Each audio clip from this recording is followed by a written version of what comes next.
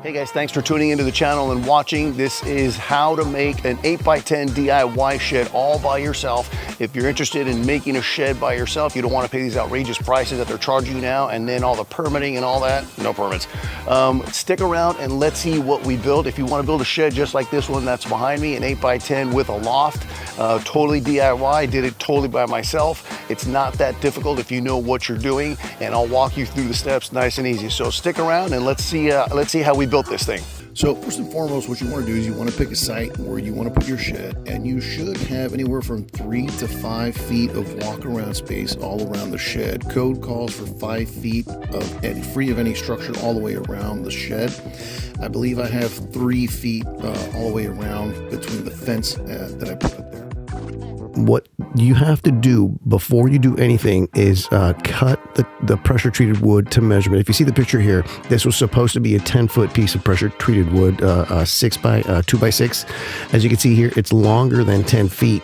And a lot of guys opt not to cut their pressure treated wood before they start, and they run into a lot of problems later on. So be sure to cut your pressure treated wood before you start doing anything to make sure you have the exact measurements that you need. Starting off with the subfloor, we're going to use pressure treated wood. This is 2x6s pressure treated. You could use 2x8s. I opted to go with the 2x6. It's just better for the size of shed that I'm doing.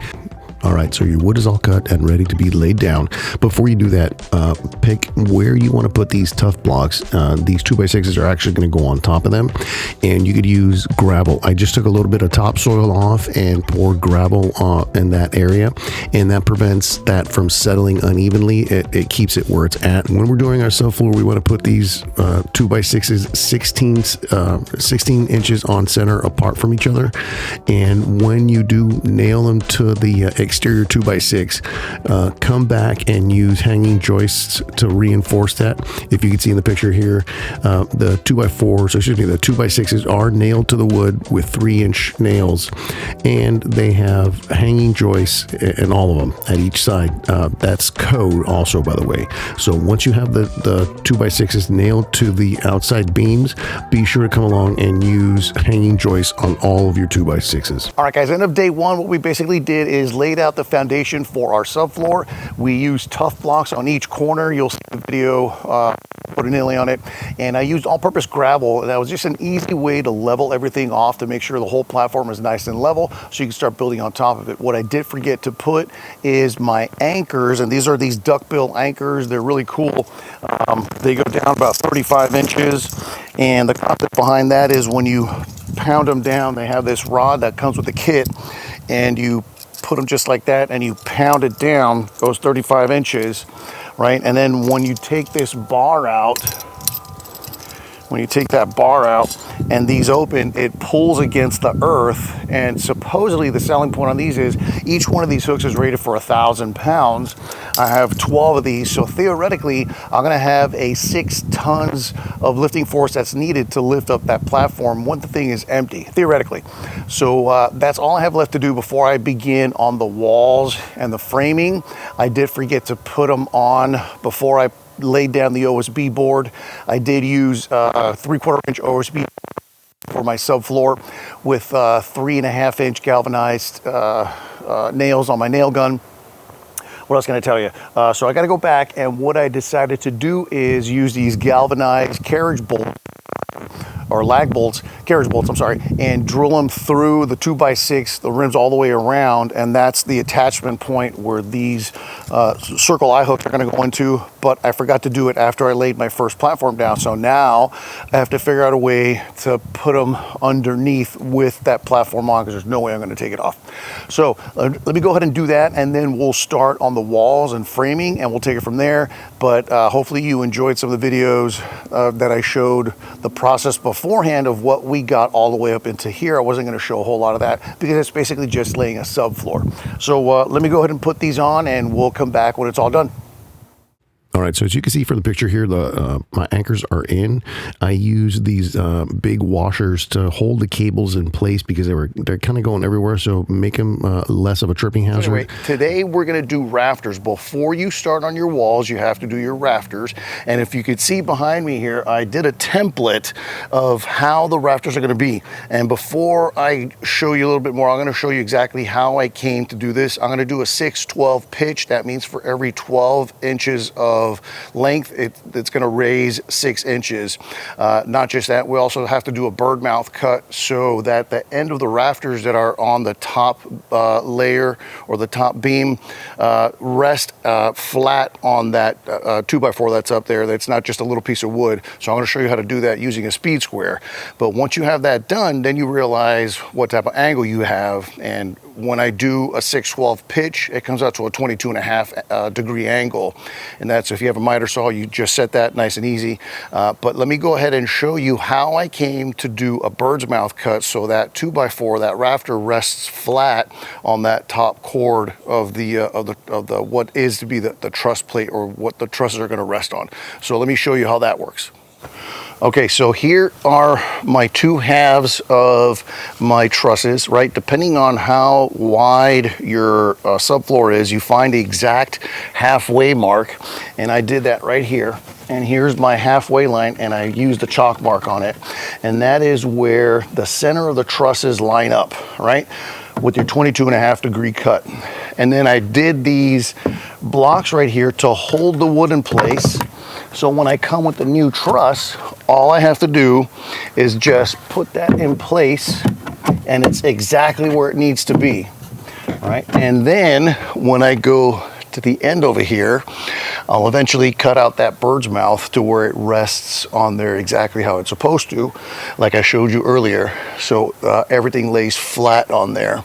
But there's the templates. When you do it, do the outer blocks first, or I should say the ones that are on top, because it'll make it hold better, and then do the inner blocks. So there's my truss system right there. I hold it together. And then what am I going to use for a gusset plate? Well, I'm going to use a 1/2 inch OSB board, but I just did a template out of 3/4 inch plywood here. And I cut it. I wanted to get a foot of coverage on each side of my truss. So when I did a foot coverage on each side and I came down, that gave me 7 inches from peak to the bottom. So when I put that on there, it gets a nice good coverage. And what I do is I'm just going to use one of these, goes on each side. So that goes on each side, and then I'm going to run another 2x4 from this truss to this truss to make it even steadier. So I have a nice strong truss system that has a wooden gusset plate made from OSB, 3/4 inch OSB, and then the trusses on each side, and then a 2x4. And here's the dog to make sure that everything's perfect. All right, so we're cutting a bird's mouth cut today on our truss system. What's a bird's mouth cut? That is a cut that looks like this. So when I figure out what angle I want my truss, this is going to rest on that top core, so there's more of a flat surface resting on that top piece instead of just this tiny little piece of surface area. Now you have a more secure area sitting on that top cord, and then you just toenail your nails or your screws onto that top 2x4 or whatever it is you're using, and then it's secure. So how do I do this? Well, first we figure out what angle you want, and like I said, I'm doing a 6/12 angle. For every 12 inches of rise, my system elevates 6 inches. So let me show you how I figured that out. All right, so I'm hoping you can see this pretty good in the light. The lighting's kind of weird. So how did I come to a 6/12 angle, right? So what I do is I lay my speed square straight on here. And by the way, when you get a speed square, you want to find a speed square that has this little diamond thing right there. I don't know if you guys can see that, but this is the kind of speed square you want, and I'll show you why in a second. So what you do first is you lay your speed square on there. And then what you do is you look at the line that says common, this one right here, that common line, right? And you have a bunch of numbers. So at my pivot point, right, it says it right here on this side, it says pivot point, right? I put my pivot point on a straight line. So let's say that's where the end of my truss is going to go, on that straight line. I draw a line there. That's my straight cut. And then I pivot to where on the common side right here, the number 6, there it is, the number 6 lines up with the top of the 2x4. All right, and let me turn this to see if you guys can see that. You might not be able to see it, but there's the number 6. There's the top of the 2x4. My pivot point stays in line with the line I wrote, right? And now I do just a line right there on the pivot point, right? And that's my first cut. That's my first line. Then what I do is I turn my speed square over, and the place where there's that diamond, here's my line, where that line intersects perfectly with my diamond, and it's kind of hard to see because of the light. Let's just say it's right there, right? I draw another line, and right there, that cut, this is what you're going to cut, right? That bird's mouth, and in turn, it's going to look like this, and that's what rests on the truss, just like that. And when you cut it at a 6/12 pitch, right, at the end, at your pitch, how do you get that angle is you get your square right here, and you make your pivot point turn to where it's a 6, right? And if you look, a 6/12 pitch, there is my perfect 6/12 angle, to where when I take your speed score off, it's exactly the same angle because I did a 6/12 pitch. All right, guys, so it's taking a little bit longer than usual. The rain came in, so I had to pick everything up, put it all away, dry everything off. As you can see, this one white piece back there, that's the piece that was left wet. So unfortunately, the OSB got wet. I'm gonna try and dry it off later with a blower, but doubtful if it'll do anything to the wood since it was a light rain, but nevertheless it still got wet. So what I'm doing now is going to lay out my studs to build my my back wall. And what I'm doing is I'm taking the top stud and the bottom stud, or the top of the wall, the bottom of the wall, and we all know it's 16 on center. And I don't know if you guys know this, but on a tape measure, every time you see that red mark, that signifies that it's 16 inches, right? So when you have your tape measure laid out, you don't have to keep moving it along. You just put it on your that you're measuring, and then every part you see, that red part, that's going to be 16 inches. But what you're actually measuring is 16 3/4 inches because of finding center. If you could see on the boards right here, I don't know if you can see it with the light and everything, but I marked a line, and that's 16 3/4, and then I put an X next to it. That's where 16 on center is going to be. So when you put the edge of the 2x4 on that line, the center of the 2x4 will line up on the X, and it all comes out very nicely. Now when you're putting your header and your footer, put them up together, and then go ahead and mark the lines you did on your header, on your footer, exactly the same. So when you lay out your studs, they don't come out crooked, they come out perfectly in line. Just a little trick. So that's what I'm gonna go ahead and do that now. Obviously 8x10 I'm doing, so I'm gonna line up my footer and my header, and then lay out the 10-foot studs, and then raise the wall with a little pivot 2x4, and I'll show you guys how to do that in a second. So I'm gonna go ahead and do this and show you what the end product looks like after that. All right, guys, so now the trusses are done. If you can see them right over there, they're all done. Instead of using the OSB, I took advantage of the 3/4 inch plywood and used those as gusset plates on both sides, except for the trusses that are on the ends. Then I just put those gusset plates on the side that's facing inward the shed. I didn't do both sides so that that truss can fit flush against the outer walls. So that's why I didn't do that. I did do the 2x4 underneath, bracing it though, but just on one side. So then I went ahead and did my framing for my first wall. When you do sheds, you put up the side walls first and then the front and back. So what I did, because I'm DIYing it all by myself, I don't have a way for anyone to help me. So what I did is I put these 2x4s on here, and I did on one screw, and I did it on one side. And the theory behind that is when I lift this wall, these 2x4s are going to go down and self-brace. So let's see how that works. So as you can see, those 2x4s are doing the job, right? And they come up and brace themselves, and I have no one to help me hold this wall together, and it's held up. And all I have to do now is just nail it to the ground with the nail gun, and my wall is set. And that's it, nice and easy. So I'll go ahead and do that, and I'll get back with you guys.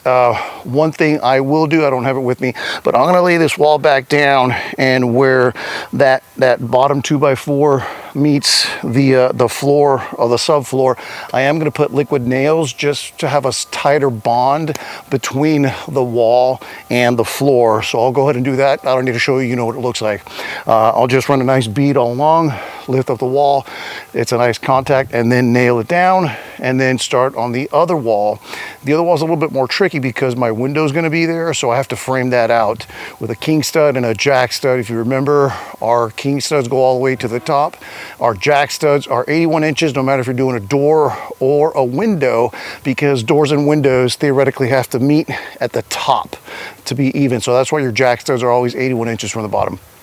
So let me put this back down, bust out the glue gun, put the liquid nails on here, and put it back up, nail it, and then I'll come back, do the second wall, and show you how that goes with the framing for the window. All right, guys, we got our second wall up today. This is the wall with the window. I moved the window offset from center because I have these palm trees right here. So if I would have put it closer to the palm tree, that would have been in the way. I opted to put it a little offset in case I wanted to put a window shaker in it sometime in the future. It would be completely unobstructed. But if you can see the studs here, you can see my king stud right here goes all the way up top, and this is my first stud that's 16 on center.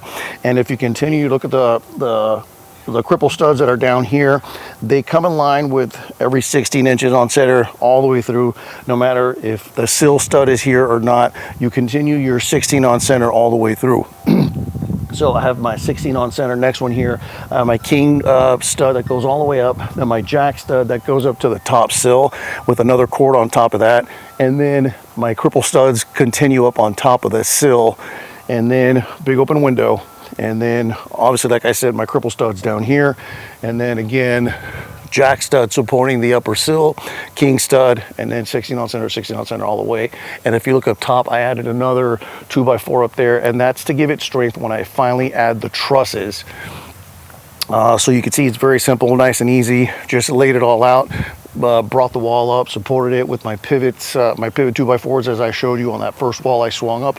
Nice and easy, nothing to it. So now I'm gonna do the rear wall, bring that up, and then finally the front wall with the door. And so I'll lay that out and show you what that looks like, and then take it off from there, and then hopefully get onto the roof. If you look at these two strips of plywood that I put on here, I put them on there because what they do is when you're putting your wall up and you're totally doing this by yourself, there exists a possibility of that wall flipping off the edge of that 2x6. So by putting these 2x4s, or excuse me, by putting this plywood on there nice and straight, it aids in just kind of placing the wall where it's supposed to be. And it also aids in making sure that the wall is plumb as well as being level. So that's a great tip to use these things. Even if you're with somebody else, be sure to use these things. It's a little trick I learned a long time ago, but try to use it when you're putting these walls up because it is fantastic at helping you. So I just wanted to bring that to your attention. All right, guys, quite a bit has happened since the last time you guys came in. As you can see, all the walls are up and the rafters are up. The roof is up. By the way, a 612 pitch is really freaking steep. When I got up there, it's very steep. A word of the wise, wear knee pads when you're up there because that OSB board just absolutely kills. So what I did with the when last time you guys saw this, I had the wall with the window up, and then nothing else was up. So what I had to do to put this last wall up is I actually had to put the wall with the window down, build my my truss system, or excuse me, my wall system on top of that, lift that, and then lift the window wall up. So just, it's like putting together a puzzle, if you will. So now I have, rafters are up. When you put the rafters up, when they fit, they're 24 on center. When they're on the side to side, make sure that your rafters are also center or level, left and right, because that's going to save you a big headache when you're trying to put the nails on the OSB board to the rafters, because you're not going to have a flat surface to put that on. You're going to have a 6-inch overhang on each side on this. And if you can see, I don't know if the camera can pan over there, what I did is I put some plywood over on the side, and that allowed me to put my OSB board up on top of the roof so it wouldn't slide off, and I'd have my product up there ready to go, so I wouldn't have to climb up and down the stairs every 2 seconds to get a piece of plywood. I just stack all my product on there and it was all ready to go. If you can't see it, I'll get another angle on that, not to worry. But that's it, guys. Now what we're gonna do next is put on our felt paper and our drip edge. And then after that, we're gonna put on starter shingles, then shingles. Then we'll put the walls up. We'll put the other part of the drip edge on the ream side, on the rake side, sorry. And what's left after that? Put the siding on after that. Then put the window, then build the door, and then that's it. It's a lot, but from here, I feel like it's starting to move a lot quicker. Once I put all the walls up, the rafters went up quick, the roof went up quick, so that's where we are now. Okay, so today we're doing roofing, all about roof. If you can see over here behind me, I laid out the felt paper for the roof. It's a little longer from eave to eave than it's measured, and that's because I want to allow for some overhang, so if I need to correct it later, I'll just cut it off. I'd rather be a little longer than a little short, so it's way easier to cut it down on the ground. Take your measurements up top, bring your roll, cut it down on the ground excuse me, where there's no steepness and the floor is nice and level, and it's easier. And then you just roll up each individual piece and then take it up and lay it out, and I'll show you how to do that. I did put the drip edge on the two eave sides because those go first, and the reason those go first is because the felt goes over the drip edge on the eave side, and then it goes under the felt paper on the pitch side or the rake side. So I got this cut. The drip edges are on both of the eaves on the sides, and we're going to start that process now. So I just wanted to show you, don't try and cut the paper up on the roof, cut it down on the ground where it's nice and level, safe, not slippery, and then take it up and then start hammering. When you start hammering out your felt, start with the bottom 2 rows, right? Every 12 inches you want to put nails apart from each other, and then about every 12 inches next to that you want to put them in a row. And if you see the felt paper, it's got lines on it. That's how you want to do it. And then avoid nailing the top layer of the felt around the first 2 feet or the top of the felt. You don't need to put nails on that, because when you do your next felt paper on top of that, it's going to have a 4-inch overlay. When you nail that bottom layer of your felt, that's going to then nail the top of what was the bottom piece. So it's kind of redundant and a waste of nails to nail down that top edge of the felt when you're going to put the nails on that top piece of felt on top of it with about a 4 to 6 inch overlay. Okay, so I have all my felt paper cut out, and if you have one of these little spring-loaded hooks here, these are fantastic. When you roll your felt paper up and you just put it at the ends, it prevents it from just flopping out, making a big mess and making it unmanageable. So if you can see, all my felt paper is nice and rolled up, ready to go. And felt paper, just like laying down shingles, you start from the eave side to the pitch side, from the bottom to the top, and that's because when you lay your felt paper out, now you lay the layer on top of it, it overlays, so if water comes down, it drips over the seam line and not under it. Remember, it's all about water tightness, water prevention. Let's keep water out, not in. So everything you could think of how water rolls and water acts, that's how you want to lay out your felt paper, your shingles, your drip edges, all that stuff. All right, so let's go ahead and take this up and start hammering it away. The tediousness of hammering felt paper. So here we go. Okay, so you can see this last piece of felt paper totally covers the middle of the pitch. That yellow line on the felt paper denotes where the middle of the paper is, to make it easy for you. If you're one of those people that doesn't like to think like me, So you just roll that right, you put that yellow paper right in the middle where the pitch joins, where the eave joins, put it on either side and just start nailing it every 12 inches. You're good. Then next, we're gonna be up for shingles. Okay, so I'm not sure if you can see it, but you can see the chalk lines marked out in the entire roof. They are 12 inches apart, and that denotes the line in which my shingles are supposed to go. So before we start laying out shingles, you got to mark all your chalk lines 12 feet apart, because that's the width of the shingles. And then before you lay the shingles, you have to do starter shingles, and I'll show you what that looks like here in a second. All right, the roof is done. The lines are marked on the tar paper to let us know where each 12 inches are, so we know how to put our shingles straight across. We have our drip edges put on. Before we put on our shingles, we got to put on our starter strips. And if you look at this starter strip, it has 2 tar lines, and you look at the other side, another 2 tar lines. And if you look at it closely, there's actually perforated edge all the way down, and one starter strip is actually going to be 2 starter strips. So you break that in half. All right. Now this sticky tar line here, when it gets hotter, it adheres more to the tar paper, so this goes lying down. So this is gable side down. Let's imagine this is the gable side, and let's imagine this is your pitch side or your rake side. When you bring it down, overlap them just like that. So when water rolls down your pitch side, it doesn't go underneath your eave side. It rolls on top of the eave side. So your pitch side strip goes on top. And make sure that these tar lines, the rough side goes face down, because it'll grip better to the tar paper. Also, another very important thing, these starter strips are the same length as a shingle.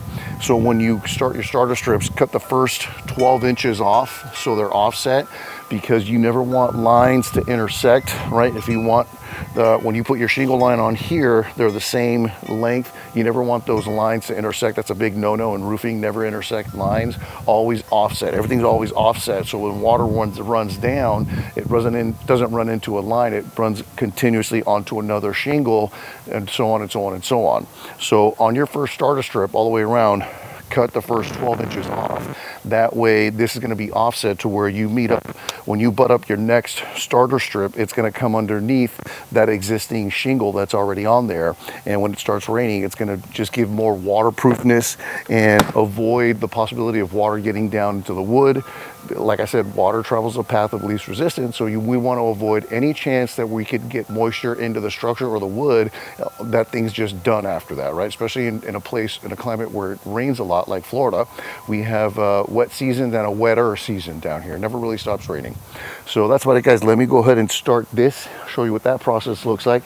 Then we'll put the shingles on, and then hopefully today that'll be the roof.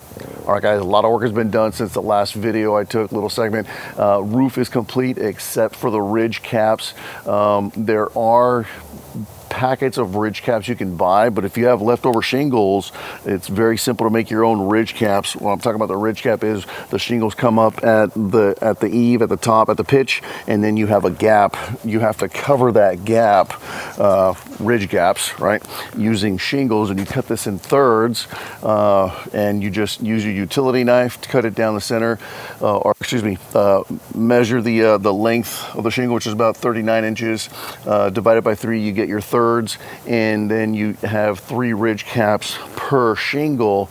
You can see in the video there how it's nice and easy measured, and then you have a nice ridge cap. All right, what you see here is the very first ridge cap I put in. I folded it over the pitch, and I put a nail on each side. And then for precautionary measures, I use this asphalt sealant above the nail. So just in case there's any way for water to get in through those little minuscule holes, you're going to stop that ahead of time. So every time you put up one of those ridge caps and you put the nails on, you're going to use this asphalt sealant on every little hole you make, just to make sure that this is 100% waterproof.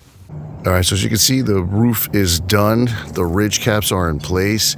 And just for added peace of mind, I did this asphalt goo that comes in the gun, just in every crack that I think water might get in, just to play it safe. And as you can see, ridge caps done from the shingles. They look pretty good. One nail on each end, and then the next ridge cap goes on top. But that's it, guys. The roof is done. So the wall is complete. Just a little bit of strip up top that needs to be done with the siding. I opted to go with the siding here. This siding is called T11 siding. It's 1932s, which is the same as, I believe, a half-inch plywood. Heavy, but manageable. What I don't like about it, it's tongue and groove. There is an option that has just straight flushed edges, and they didn't have it where at the box store I went, so I had to get the tongue and groove one, which looks nice when you match it up, but it's a pain in the butt if you're DIYing it by yourself. You have to come up with all kinds of weird inventions of how you're going to match up that tongue and groove. But if you can see, there's no hole for the window, and the window is back there. It's framed out. It's good to go. But what I've learned over the years, it's easier to just put your wall up, your final wall, and then with the reciprocating saw, just cut out the hole that is to be the window.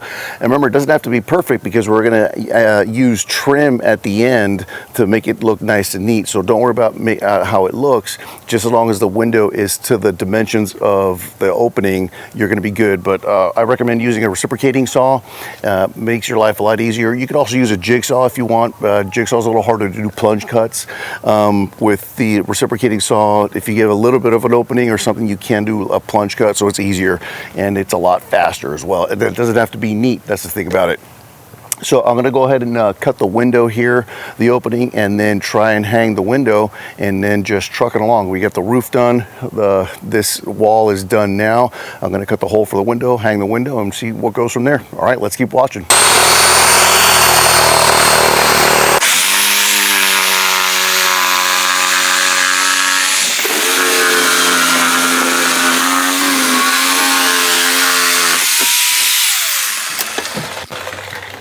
And it's that simple. So start my plunge cuts with this little saw here, and then to finish it off with the reciprocating saw. Now I just even up the studs to match the window and support it. We'll hang the window, and that's it. Guys, lots happened since the last video I took. For one, the window is in. It's all framed up inside. It's nailed to the frame. It's solid. It's not going anywhere. I use a silicone sealant, if you will, that you use on tiles and bathtubs, but it's a good outdoor sealant. And what that does is any small cracks that are along the edges of the window, because you are going to get cracked. It's not going to be a perfect sit, right? Because of imperfections in the wood or what have you, you're not going to get a perfect seal all the way around. So any little small holes that you have, make sure that you use a silicone sealant all the way around to really waterproof that window and prevent any water damage further down the road when it does start raining, because we're in we're the dry season now, but come wet season in the summer, it's going to rain every day, and any slightest bit of a chance of water getting in any little crick and crevice, it's going to take, remember, like I said before, water follows the path of least resistance. So go ahead and use a silicone sealant all the way around, make a nice bead all the way around anywhere you see a small hole, and that'll make your window waterproof 100%. I do have the first coat of my primer on here. It's always a good idea to prime it before you paint it, because it is going to be exposed to the elements. So I do have a good indoor-outdoor primer on here, and then once that's all done, I'm going to paint it, and then we're going to put the frame or the edging all the way around the window and everything else. So we're a long ways away from finished, but we can almost see the light. So let's go ahead and do the next step, which is finishing the rest of the siding. I'm going to put the rest of the siding up on the rest of the shed. I still have the front of the shed and the side of the shed to do the siding. The back is all done. So once that's all done, I'm going to primer everything, paint everything, and then it's time to put the trim in, and then put the door in, and then the door is going to be the last thing, and then we're done with this shed. All right. We have our 2 pieces of siding up. It needs a third, but the third is too big, so we need to cut it. And what we use for that is this tool here, which is really awesome. It's kind of like a circular saw, but modified, if you will. What's really cool is you can adjust the depth of how much you want it cut, or how deep you want this cut to go. And and you can make plunge cuts with it. When you go to start it off, you can push your button here and the blade comes out, right, depending on how deep you want it. If you want it, let's say 1/16 to come out because you just want to cut just a little bit, the blade will only come out just 1/16. If you see that, that's barely on there, right? And if you want it to come all the way out, which is 1 1/16, then that blade comes out all the way. Where this comes in super handy is if you have your siding up and you realize for some reason or another you messed up and you needed to make a cut. Well, instead of taking the whole piece down, right, dealing with all those nails, messing up your siding, you can make the cut while it's still up. You adjust the depth of to cut just the depth of the siding itself. So if you need to make an adjustment up there, you forgot to cut something, all you need to do is just cut the depth of the siding and it won't adjust anything else. If you need to cut the piece of the wood that's on a 2x4 without cutting the 2x4, just adjust the depth of the saw to cut your wood and you never touch the 2x4. Super convenient, super awesome, without taking everything down, starting from scratch, getting super frustrated. You make your cuts while it's on there, and it's really handy, really awesome. So that's a tool I highly recommend. I'll try to put it in the description in the link below if I could find it on Amazon. I don't know. I got this years ago on an infomercial, and it's just a tool that I use all the time. Like I said, I use it for almost 90% of my cuts of everything I do here. So that's about it. Let me go ahead and cut this and put it up, and we'll take it from there. What I'm doing here is securing the siding onto the wall here. I had secured it just on one side to the far left onto the existing rear 2x4s that were on the wall. And what I did is I got on the ladder and looked where those 2x4s inside met up at the top where the rafters are, or the top cord. And I did a chalk line all the way down so I could follow that 2x4 all the way down. I just let it hang and go plumb so I know exactly where that 2x4 goes all the way down. So I'm hammering that siding into a support, and I did it on both sides. So this is a good way to know where you're going to put your nails all the way down to hang that siding. And you can see I'm just using the nail gun, nailing it in, and I did that for the next one as well. I did it when I put the wall up, and you don't have to worry about the chalk lines because when you paint, especially if you're going to use a primer, you're not going to see those chalk lines. So don't worry about leaving it using the chalk line because you're not going to see it after you paint. All right, guys, we're down to the home stretch. What we have left to do is put in the front door. What you have to do before you put in the front door is you got to cut this bottom 2x4 that's part of the wall that you put up, because what you have to do is you actually have to measure from top to bottom, side to side, and measure whatever measurement you get, deduct 1 inch to do your inside paneling of the door. You're going to have your OSB board on the inside, and on the outside it's going to be your T11 siding. So when you open the door, there's going to be a 1/4 inch reveal all the way around the door. So when you close the door, it all looks like one siding with the trim all the way around it. But what you have to do is measure the opening of the door and deduct 1 inch, and that's what size you're going to cut to be the inside of the door, if that makes sense. So what you got to do is cut that off, right? What I did this ahead of time, and what I just got a reciprocating, so just cut it down and remove it.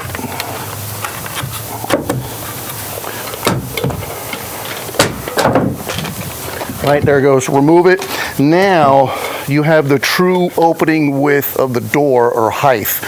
And I believe it's 81 inch tall, because remember your jack studs are always 81 inches for windows and doors, because windows and doors always have to be the same height, so your jack studs are 81 inches.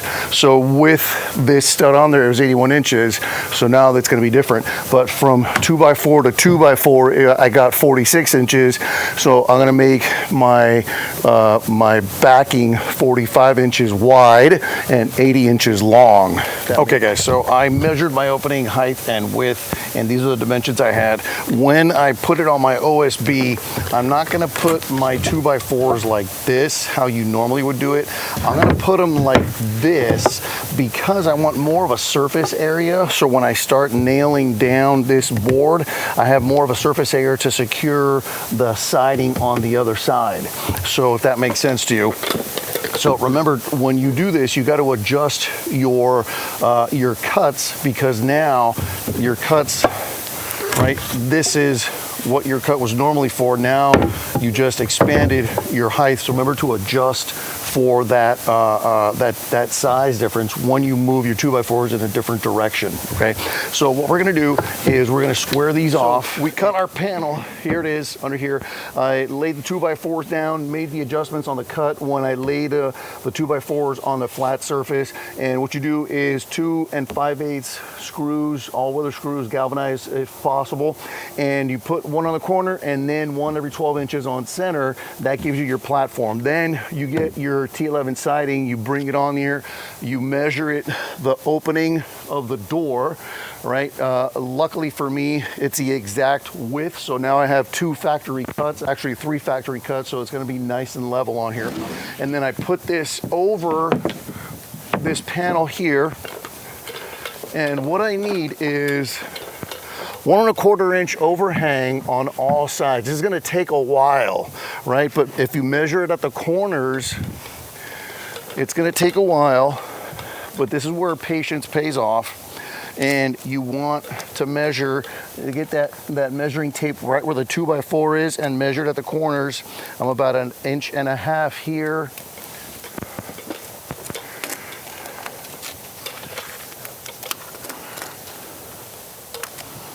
Inch over here, 3 inches over here. So needless to say, it's going to take a while. But what you do is you make sure you have 1 1/4 inch overhang all the way around, and then go ahead and nail it down again using 2 5/8 inch galvanized exterior screws. 1 on the corner and then 1 every 12 inches on center. And then hopefully we'll be able to hang this up with the method I talked about, with using the 1/2 inch OSB board on the threshold. So let me get this centered in. I'm not gonna video me centering it, so it's boring, tedious work. It's gonna take a while, so I'm gonna try and get 1 1/4 inch all the way around, nail it, and then we'll get back. All right, guys, the door is on, and you know I've been DIYing this entire thing. If you choose to do it by yourself and you have one day and one day only to ask for help, do it on the day you're putting the door on. That thing was extremely heavy, by far the heaviest thing that I've lifted in this project. And you have to lift it and take it off a couple times. And a word of the wise, when you put that door on, make sure every tool, every screw you need is outside. I know it sounds obvious, before you put the door on, because I had to take it off and take it on a couple times because I had forgotten some of the things inside the shed. So the door is on. The only problem I ran into is on the side. When I put it on, it wasn't flush. So I was able to put a piece of 1/2 inch OSB board behind the trim. And then what I did was I put some wood putty on top of that, sanded it, and then you can see now I have little sanded places on there. I'll roll the V-roll so you guys see the sanded areas and the painted areas. So be aware that that might happen. You'll have to put a 1/2 inch of OSB all around the frame so it's all flush and there's no holes. Also, get a nice bead of silicone caulking all the way around it, because if water gets behind those little cracks, it's going to sit there and rot everything. So make sure you put a nice bead of silicone caulking or some kind of waterproofing around the entire trim area. Also, the trim up on top that goes all the way across, make sure you put some waterproof caulking on the top of that as well. So all that's left is the soffit and the fascia. And if you see here, the video I'm rolling now, you see the soffit that I put in. It's a 3/4 inch plywood that I've nailed it on the bottom. Then what's left now is to paint that, and then on the sides of the trusses, I'm gonna put a piece of this trim board to close that up so it's nice and closed up. It looks nice and neat. And paint your trim before you put it on. You can paint the sides of, the front of it, but what the problem is, the sides of the trim don't get painted as much as you'd like them to when you put it on. So make sure all your trim is painted before you put it on. That's a little problem I ran into. Okay guys, the day's finally come where I can say that the shed is done. I got my trim underneath the drip edge. I had to manipulate the drip edge a little bit to make it fit. The cuts are kind of weird. If you really take a close look at them, they're kind of not so good, but the thing is watertight. I went behind, and anywhere where I thought there might be a gap between the trim and the siding, I went and put a silicone sealant everywhere, on top, on the bottom, everywhere you can possibly think of where I thought water might drip in. I put silicone sealant, and it has rained a couple times since I've had it done, and not a drop of water anywhere inside the shed. I did a really good inspection, so I'm very happy in saying that this thing is watertight, starting from the roof on down to waterproofing everything in between. So it's important to take your time when you're doing stuff. I know after a while it starts to get tedious and boring, but the end product is worth the wait and worth that extra bit of work of doing it right. So let's go take a look inside. I'm already moved in, if you will. I got everything organized in there. I'm very happy the way it turned out. It actually turned out better than what I was hoping for. The loft is great. It's nice and sturdy. I went and put some hanging joists on the corners where I could put them to give that OSB loft a little bit of extra support, and it's got a good amount of weight on there. There's no bowing, there's no moving. I got up there myself to put some silicone sealant up on the edges, and it's holding good. So let's go take a look inside, guys, see how I got it prepped up. Don't forget to hit the like and subscribe down below to support the channel if you guys like it. And I did do this DIY, totally did it by myself. Do it by yourself. And if there's one day you're going to ask for help, and one day only, make it be the day you put that door in. That sucker was really, really heavy. The heaviest thing that I had to lift in this project by far. There's a 1/2-inch OSB board with 2x4s all the way around it, with 3/4-inch T11 siding on top of that, with the trim on top of that, and then the hardware that I had to put on there as well. So it was heavy. And of course, when I put the door in place, I forgot to get all my tools, hardware, screws, what have you. So I had to take the door off, get all my stuff out, and then put that heavy door on again. But if you're gonna, like I said, if you're gonna ask for help one day and one day only, make sure it's the day you put that door in. All right, so let's go take a look, guys. Thanks for watching. I hope you like it. This was a DIY of an 8x10 shed. Let's go take a look and see how it came out. Thanks for watching.